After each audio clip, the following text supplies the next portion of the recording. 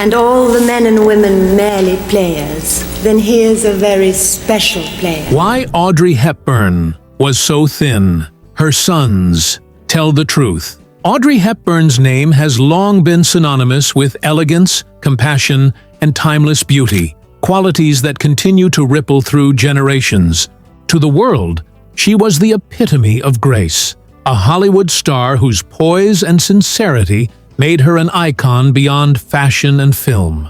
Yet, to two men, Shaun Hepburn Ferr and Luca Dotti, she was something far more intimate, a devoted mother whose love, humility, and warmth shaped the very core of their lives. Her sons grew up not only surrounded by her extraordinary fame, but also grounded by her deliberate effort to make home a sanctuary of normalcy. Each of them, in his own way, has carried her light forward, preserving her humanitarian spirit. Who's also been our friend. For what is friendship, if not a willingness to... And ensuring her name continues to inspire kindness around the world. For generations, Audrey Hepburn has been the embodiment of grace.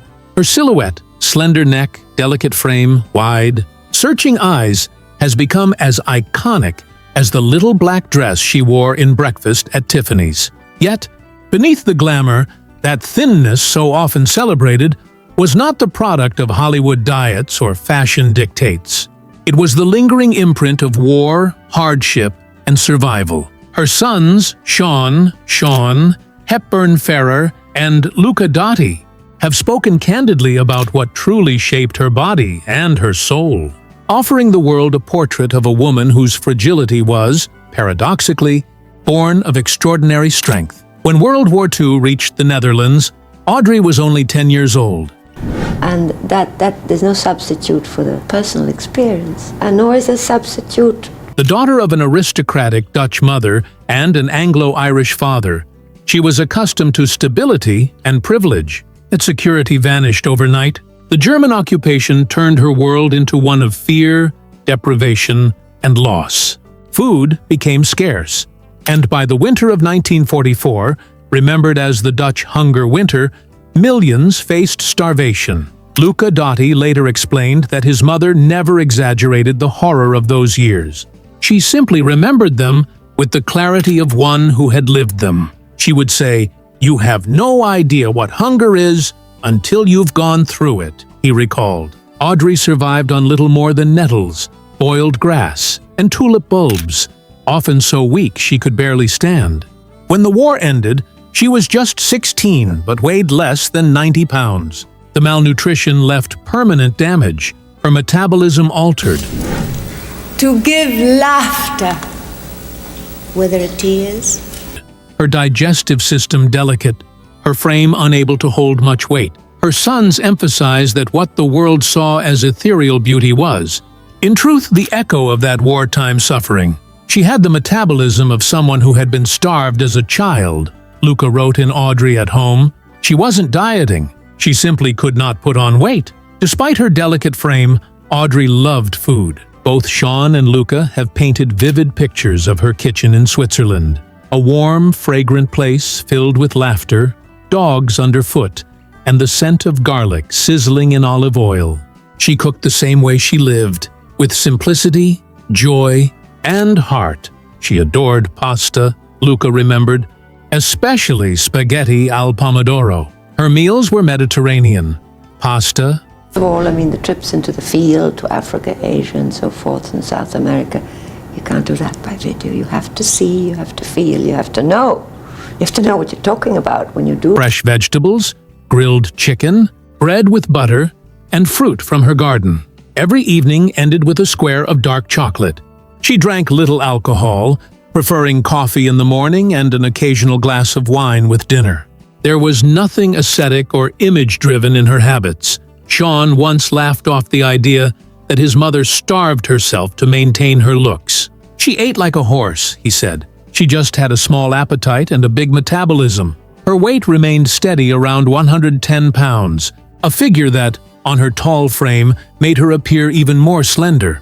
To her, food was not vanity, it was love. She cooked for friends, neighbors, and UNICEF colleagues. When she wasn't traveling, She insisted on family meals every night.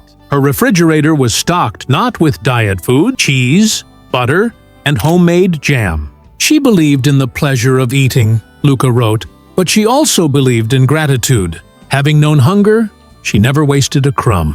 The war had left marks deeper than the physical. For the rest of her life, Audrey carried a quiet fear of waste and excess. She hoarded candles and saved bits of string.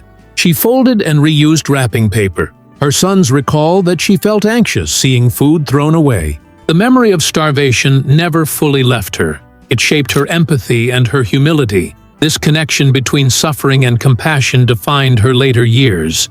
When she traveled as a UNICEF ambassador, visiting famine-stricken children in Africa and Asia, she recognized in their faces her own past. The person-to-person appeal, meeting people, talking with them, making contact. I remember, she told reporters, those faces are my childhood. Shaun said those missions healed something in her. She could finally give back what had been given to her when she was saved after the war. Her slimness then became a living testament, a visible reminder of endurance. Every line of her figure, every graceful movement on screen, contained a trace of what she had survived. In an era defined by voluptuous stars, Marilyn Monroe, Sophia Loren, Elizabeth Taylor, Audrey Hepburn looked unlike anyone else. Her long limbs, boyish frame, and angular features defied the pin-up ideal. Designers like Hubert de Givenchy recognized immediately that her body was not a limitation, but a revelation. Clothes draped on her like sculpture, emphasizing her elegance rather than curves. I do go around the world fundraising. I've done it all over Europe and America and Canada and so forth. But that appearance also fueled decades of speculation. Tabloids whispered that she dieted obsessively or suffered from eating disorders.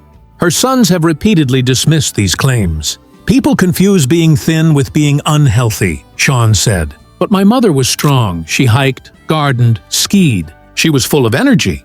The camera, he added, exaggerated her fragility. Under studio lighting and in black and white film, her naturally fine bones looked almost translucent. Yet those who knew her personally remembered a woman who was vital, laughing, and grounded. What her sons wish people understood is that Audrey's figure was not fashion. It was biography. Each rib and shadow told of a young girl. I've flown all over the world, in some 20 countries. Who had once hidden in cellars during air raids, who watched friends executed in the streets, who traded jewelry for flour. Her body, Luca wrote, was a record of survival. That survival instinct manifested in subtle habits. She ate slowly, grateful for every bite. She kept her portions modest but constant. She never skipped meals. And she moved, always. Gardening, walking her dogs, and chasing her children around the yard replaced any formal exercise routine. She didn't need a gym, Shaun said. She lived life in motion. As the world idolized her appearance, Audrey herself viewed beauty with skepticism. She called her own features a mixture of defects and found relief in aging. The lines on her face, she said, were proof of life, laughter, and love. She often repeated her mother's advice. For beautiful eyes, look for the good in others. For beautiful When I last saw you, I just come back from Ethiopia. Now I've just come back from the Sudan, and lips speak only words of kindness. Her sons believed that this humility stemmed from her wartime perspective. Having seen destruction and death, she valued kindness above physical perfection. She knew beauty fades, Luca said. Character doesn't. Even at the height of her fame, she lived modestly. She avoided luxury, wore minimal makeup, and kept a small wardrobe. Givenchy once remarked that she never asked for anything extravagant. She liked the simplest dress best. Though she remained active, Audrey's wartime ailments occasionally resurfaced. She suffered bouts of anemia and low blood pressure, and her digestion remained sensitive, yet she rarely complained. When she was diagnosed with a rare form of abdominal cancer in 1992, her sons were struck by her calm acceptance. She faced it with grace. And all the men and women merely players. Then here's a very special place. Shaun said. She said she'd had a full life, a beautiful life. Even in illness, she maintained her simple pleasures: gardening, pasta, chocolate, her dogs, and the mountain air of her Swiss home. During her final Christmas, she insisted on cooking dinner herself, surrounded by family and Robert Wolders, the man she called the love of her life. For Shaun and Luca, the conversation about their mother's thinness is ultimately about redefining strength. She was not fragile, Shaun said. She was resilient. Her thinness came from hardship, but her heart was immense. They hope people will see beyond the silhouette to the story it tells. A story of endurance, empathy, and light. Audrey's humanitarian work was the natural extension of that story. Having once been a starving child, she spent her last years feeding others. Having once lived in fear, she devoted herself to hope. Her sons often note that she seemed happiest on UNICEF missions, far from red carpets and flashbulbs, holding children in her arms. She didn't need to act anymore, Luca wrote. She was simply herself, a mother to the world's children. Today, in a culture obsessed with body image, the truth about Audrey Hepburn's slenderness feels almost radical. She was not sculpted by diets or trainers.